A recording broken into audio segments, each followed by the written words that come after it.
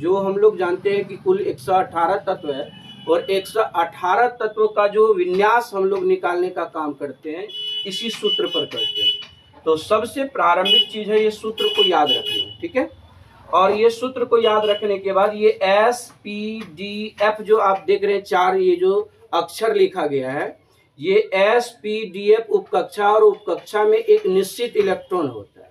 जैसे S उपकक्षा में अधिकतम इलेक्ट्रॉन 2 होता है, ठीक है, और P उपकक्षा में अधिकतम 6 इलेक्ट्रॉन होता है, D उपकक्षा में अधिकतम 10 इलेक्ट्रॉन होता है, और F उपकक्षा में अधिकतम 14 इलेक्ट्रॉन होता है, ठीक है ना। इस प्रकार से इलेक्ट्रॉनों का डिस्ट्रीब्यूशन होता है, इलेक्ट्रॉनों का बंटवारा होता है। तो जहां कहीं S होगा वहां पर 2 ही इलेक्ट्रॉन रह सकता है, अधिक से अधिक। S पर कभी 3 इलेक्ट्रॉन नहीं दे सकते, 4 इलेक्ट्रॉन नहीं दे सकता, ठीक है। और P पर अधिक से अधिक 6 इलेक्ट्रॉन होगा, 5 रह सकता है, 4 रह सकता है, 3 रह सकता है, 2 रह सकता है, 1 रह सकता है। लेकिन इस पे कभी P पर 7 इलेक्ट्रॉन देकर के विन्यास बनाना गलत माना जाएगा, ठीक है। तो ये बातों को भी ख्याल रखना बहुत जरूरी है। इतनी बातों को आप लोग विन्यास में जो इतना चीज अभी सुन रहे थे, ये आप पीछे भी पढ़ चुके हैं। आपकी टॉपिक में जैसे कि हम लोग का एक ठोस का चुंबकीय गुण था, इस ठोस का चुंबकीय गुण को समझने के लिए विन्यास का जरूरत पड़ेगा, इसलिए उन चीजों को जानना बहुत जरूरी है, ठीक है। ठोस का चुंबकीय गुण में यानी कि मैग्नेटिक प्रॉपर्टीज ऑफ सॉलिड में हम लोगों को इसका परिभाषा याद रखना जरूरी है, ठीक है। इसकी परिभाषा में लिखा गया है वैसा प्रॉपर्टी जिसके द्वारा किसी भी सॉलिड के सभी गुणों का अध्ययन मैग्नेट के द्वारा किया जाता है, उसे मैग्नेटिक प्रॉपर्टीज ऑफ सॉलिड कहते हैं।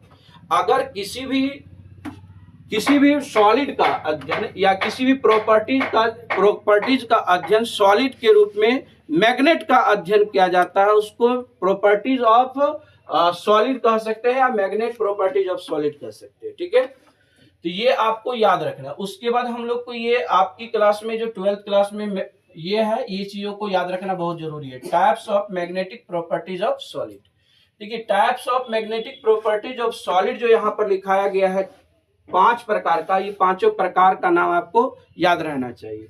जैसे एक में लिखाया गया है पैरामैग्नेटिक सब्सटेंस, जिसका हिंदी होता है अनुचुंबकीय पदार्थ। दूसरा होता है डाई मैग्नेटिक सब्सटेंस, जिसका हिंदी होता है प्रतिचुंबकीय पदार्थ। तीसरा में फेरोमैग्नेटिक सब्सटेंस लिखा गया, लोह चुंबकीय पदार्थ। और चौथा में एंटी फेरोमैग्नेटिक सब्सटेंस, प्रतिलोह चुंबकीय पदार्थ। एक होता है फेरी मैग्नेटिक सब्सटेंस, जिसका हिंदी होता है फेरी चुंबकीय पदार्थ। अब यहाँ पर सबसे पहले हम लोगों को इसकी परिभाषा, 1 नंबर की परिभाषा को समझना है। 1 नंबर की परिभाषा को समझना है और इसका उदाहरण को जानना सबसे इंपॉर्टेंट है, क्योंकि इससे आपका जो परीक्षा में सवाल आता है वो उदाहरण से आता है। पैरामैग्नेटिक सब्सटेंस का परिभाषा यहाँ पर लिखा गया है वैसा सब्सटेंस जो मैग्नेट से अट्रैक्ट होता है। अब मान के चलिए कौन चीज मैग्नेट से अट्रैक्ट होता है, तो तुम जानता है चुंबक अट्रैक्ट होता है, ठीक है ना। कोई भी जो चुंबक होता है वो क्या होता है, मैग्नेट से मतलब क्या हो जाता है, मैग्नेट और मैग्नेट एक दूसरे से आकर्षित हो जाता है, और लोहा भी आकर्षित हो जाता है। तो लोहा हो गया, निकेल हो गया, ठीक है ना, ये सब क्या होता है प्रतिचुंबक, मतलब लोहा और निकेल जो होता है वो एकदम मतलब चुंबक से चिपक जाता है, अट्रैक्ट हो जाता है। इसलिए यहाँ पर परिभाषा में लिखा गया वैसा सब्सटेंस, मतलब बहुत तरह की सब्सटेंस है दुनिया में, वैसा कौन सा वो सब्सटेंस है जो मैग्नेट से अट्रैक्ट कर लेता है, वैसे पदार्थ को हम लोग पैरामैग्नेटिक सब्सटेंस कहते हैं।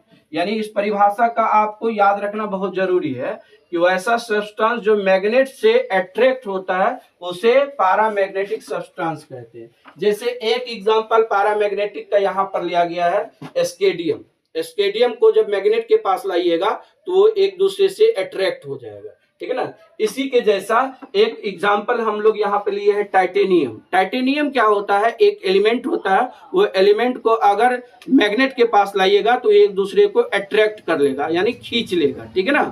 तो मैग्नेट में 2 गुण होता है, एक अट्रैक्ट करने का, एक रिपल्सर करने का। एक हटाएगा, एक आकर्षित करेगा। ऐसा नहीं कि मैग्नेट केवल आकर्षित करता है, विकर्षित भी करता है। मैग्नेट का गुण है आकर्षण करना और विकर्षण करना, ठीक है ना। अगर सेम पोल होगा, मैग्नेट का समान ध्रुव होगा, तो एक दूसरे को रिपेल करेगा, मतलब एक दूसरे को दूर हटाएगा, ठीक है ना। उसमें विकर्षण बल कार्य करता है, इसलिए वो एक दूसरे को हटाएगा। अगर मैग्नेट का पोल यानी ध्रुव अगर मतलब अनलाइक होगा, असमान होगा, तो वो एक दूसरे को अट्रैक्ट करेगा, ठीक है ना। तो मैग्नेट का दो ध्रुव में क्या होता है, समान ध्रुव होता है, असमान ध्रुव होता है। समान ध्रुव रहेगा तो एक दूसरे को रिपेल करेगा, प्रतिकर्षित करेगा, दूर हटाएगा, ठीक है। अगर चुंबक का ध्रुव असमान रहेगा, अनलाइक रहेगा, तो वो एक दूसरे को अट्रैक्ट करेगा, एक दूसरे को आकर्षित करेगा, ठीक है। तो यहाँ पर जो कुछ उदाहरण लिया गया, जैसे कि अभी आपने नाम सुने कि एस्केडियम, एससी संकेत होता है। ये एस्केडियम क्या होता है, पैरामैग्नेटिक सब्सटेंस होता है। पैरामैग्नेटिक सब्सटेंस ये है एस्केडियम, और ये पैरामैग्नेटिक सब्सटेंस होने के कारण इसको मैग्नेट के पास ले जाने पर ये एक दूसरे से चिपक जाते हैं, आकर्षित हो जाते हैं, ठीक है। उसके बाद एक सब्सटेंस हम लोग लिखे हैं टाइटेनियम। टाइटेनियम भी क्या होता है, एक एलिमेंट होता है। वो एलिमेंट क्या होता है, पैरामैग्नेटिक होता है। पैरामैग्नेटिक मतलब ये मैग्नेट से चिपक जाता है। जो सब्सटेंस मैग्नेट से चिपक जाता है, जो पदार्थ मैग्नेट से अट्रैक्ट हो जाता है, वैसे पदार्थ को पैरामैग्नेटिक सब्सटेंस कहा जाता है। अब इसके बाद एक उदाहरण लिया गया है मतलब निकेल, ठीक है ना। निकेल भी क्या होता है, वो एक एलिमेंट होता है जिसकी आप एटॉमिक नंबर 28 जानते हैं, 28 इसका परमाणु संख्या होता है। उसके बाद टाइटेनियम का 22 परमाणु संख्या होता है, एलिमेंट है, इसकी परमाणु संख्या 22 होता है। ये टाइटेनियम हो गया, निकेल हो गया, और इसके बाद यहाँ पर एक लिखा गया एस्केडियम। ये भी क्या होता है, ये तीनों जो अभी लिखे हैं, ये तीनों क्या होता है, पैरामैग्नेटिक होता है, ठीक है। अब हम लोग कैसे समझेंगे कि ये पैरामैग्नेटिक है। एक साइंटिस्ट ने इस पर एक नियम बनाया, ठीक है ना। वो नियम में ये एक सूत्र दिया, एक सिद्धांत से एक सूत्र दिया, माइक्रो बराबर root under n into n plus 2 bm, ठीक है ना।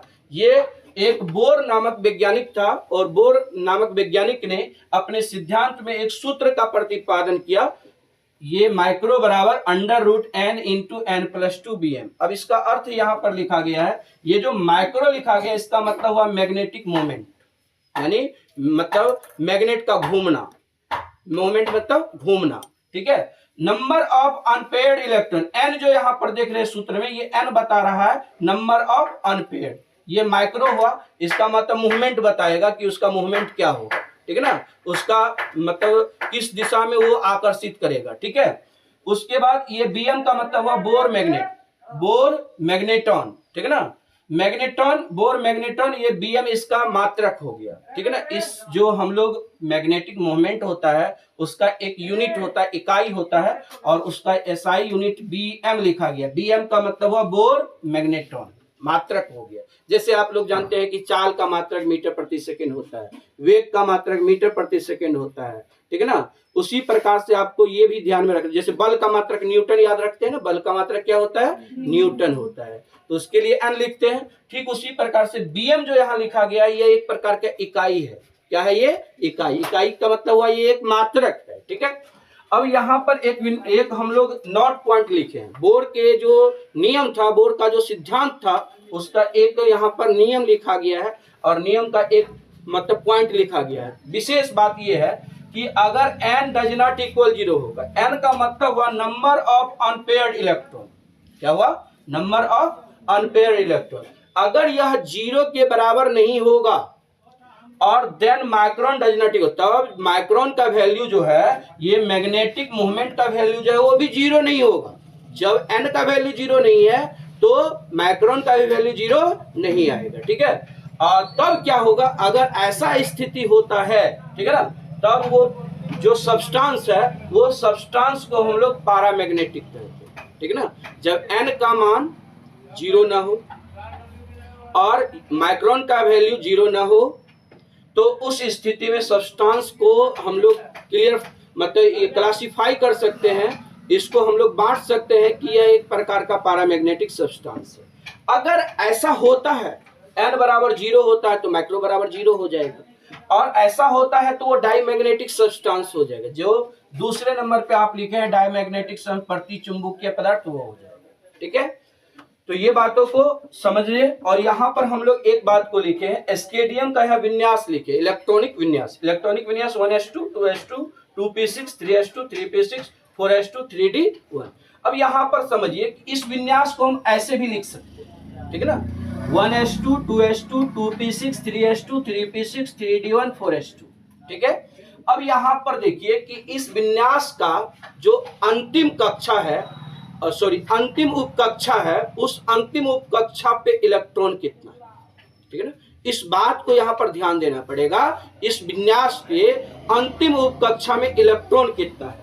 अंतिम उपकक्षा होता है इसका डी वाला, जैसे एस पी डी एफ, अगर एफ नहीं है डी तक ही है, तो डी पर कितना इलेक्ट्रॉन है, इसका डी पर इलेक्ट्रॉन कितना है, एक।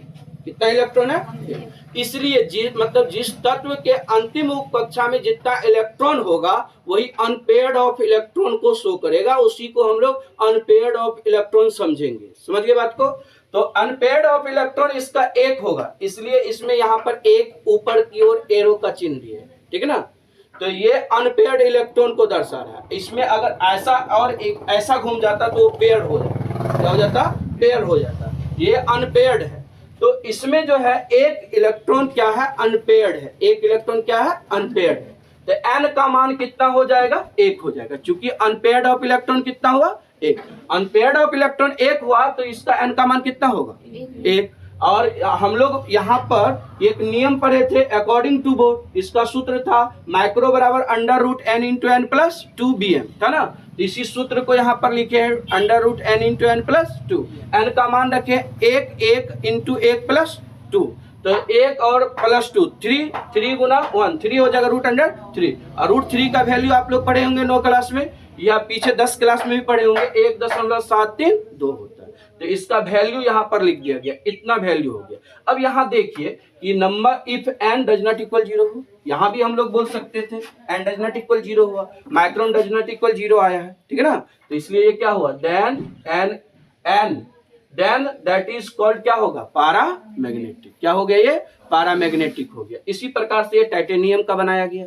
इसका अंतिम कक्षा में, अंतिम जो उपकक्षा उसमें कितना इलेक्ट्रॉन है, 2। अंतिम उपकक्षा में कितना इलेक्ट्रॉन है, उपकक्षा मतलब सबऑर्बिट जो SPDF होता है। ठीक है ना, तो इसके मतलब अंतिम उपकक्षा में कितना इलेक्ट्रॉन है, तो इसमें भी डी है।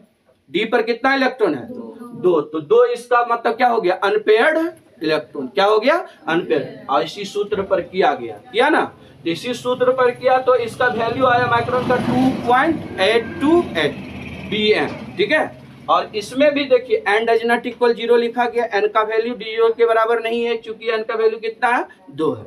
उसके बाद माइक्रोन का वैल्यू कितना है, 0 के बराबर नहीं है, क्योंकि 2.828 आया है। Then that is called paramagnetic. ये क्या कहलाएगा, तब इस स्थिति में हम लोग कहते हैं कि ये पारामैग्नेटिक। इसी प्रकार से इसमें भी क्या होगा, तो इसमें भी 2√2 ही आया होगा, आया ना, 2√2 ही आया होगा। और 2√2 होने के कारण ये भी क्या हो जाएगा, पारामैग्नेटिक। इस सारी बातों को, इतना ही बात को इसमें भी लिखना पड़ेगा, और अंतिम में क्या लिखना पड़ेगा, ये पारामैग्नेटिक। तो पारामैग्नेटिक का हम 3 उदाहरण यहाँ पर स्पष्ट किए हैं। तीनों उदाहरण को याद रखना बहुत जरूरी है। पारामैग्नेटिक सब्सटेंस जो होता है एक स्केडियम होता है, उसके बाद टाइटेनियम होता है, और एक टाइटेनियम के बाद हम लोग निकेल लिखे हैं। तो 3 को उदाहरण इसमें याद रखना।